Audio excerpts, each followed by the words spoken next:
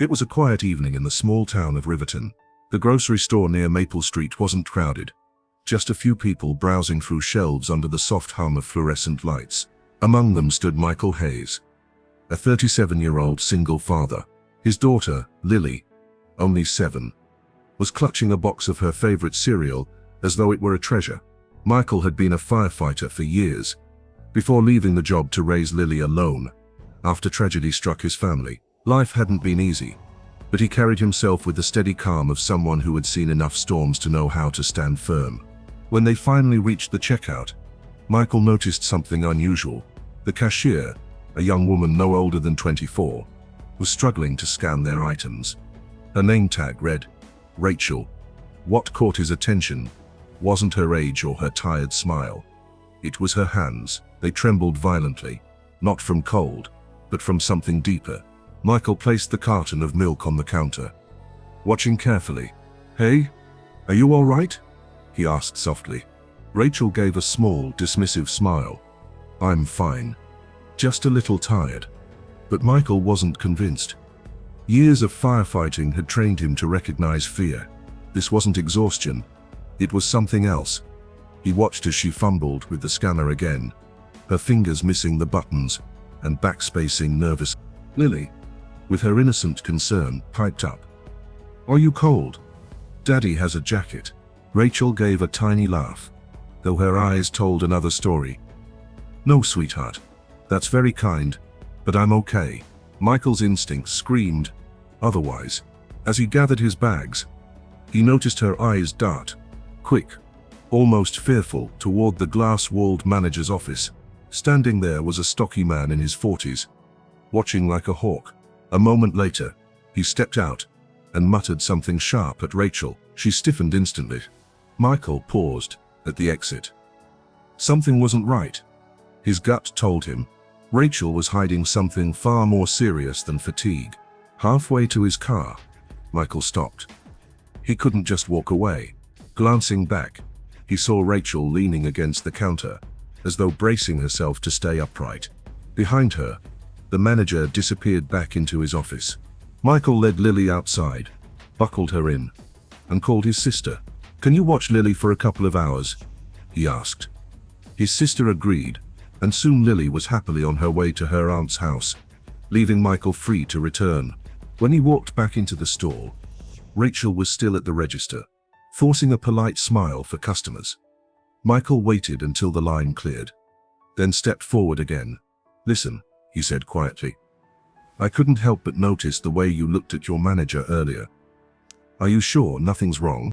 Rachel froze, her knuckles whitening on the counter. "It's nothing I can talk about," she whispered, glancing nervously toward the office. Michael leaned in, his voice calm but firm. "I know fear when I see it. I'm not going to walk away without making sure you're safe." Her lips trembled. She hesitated, then finally whispered, "It's him, the manager. He harasses me." Michael's jaw clenched. "How long has this been going on?" "6 months, she murmured. "I told him to stop once, and he cut my hours. My rent is already overdue. I need this job. Please, don't say anything. It'll just make it worse." The weight of her confession hit him hard. He looked at Rachel's shaken expression, then at the office, where the man sat as if nothing were wrong. Michael knew this wasn't just about groceries anymore. This was about standing up for someone who couldn't do it alone.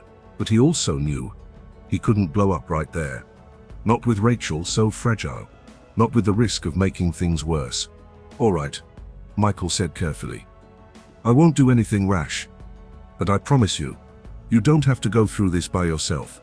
Rachel shook her head. "Please, just leave it." Michael walked out that night, torn between respecting her wishes and the fire inside him, screaming that injustice couldn't be ignored. The next day, Michael couldn't shake the memory of Rachel's trembling hands. He thought of Lily, how he'd want someone to step up if she were ever in danger.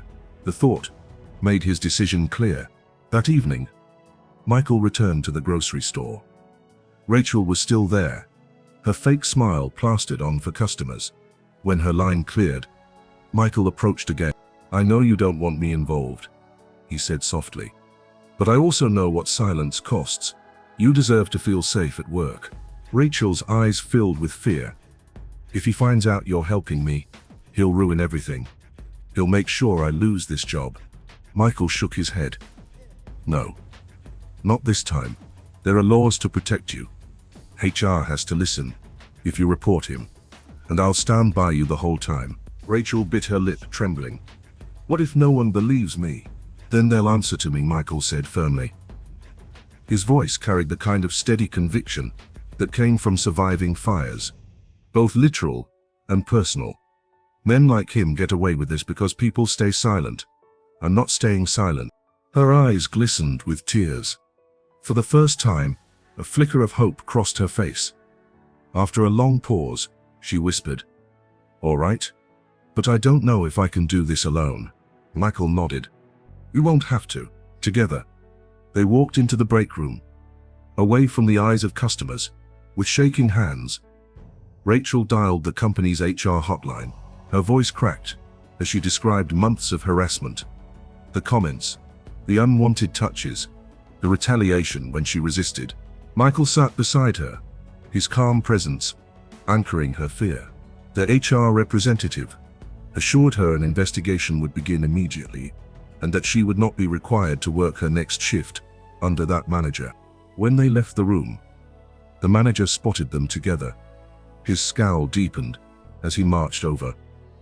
"What's going on here?" he demanded. Rachel's breath hitched.